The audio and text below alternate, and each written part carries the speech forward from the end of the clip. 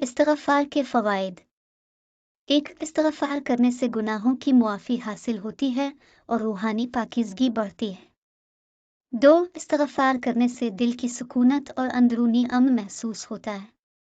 3. अल्लाह की रहमत और बरकतों की तलब में इस्तिग़फ़ार करने से फ़ायदा होता है।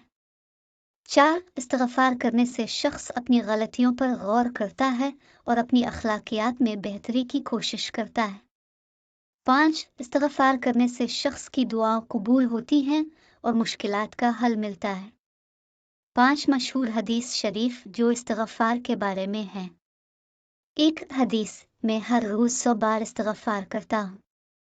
सही मुस्लिम। 2 हदीस, अल्लाह ताला हर रोज़ 100 बार इस्तिग़फ़ार करने वाले को रोज़ी में बरकत देता है। इब्न माजा।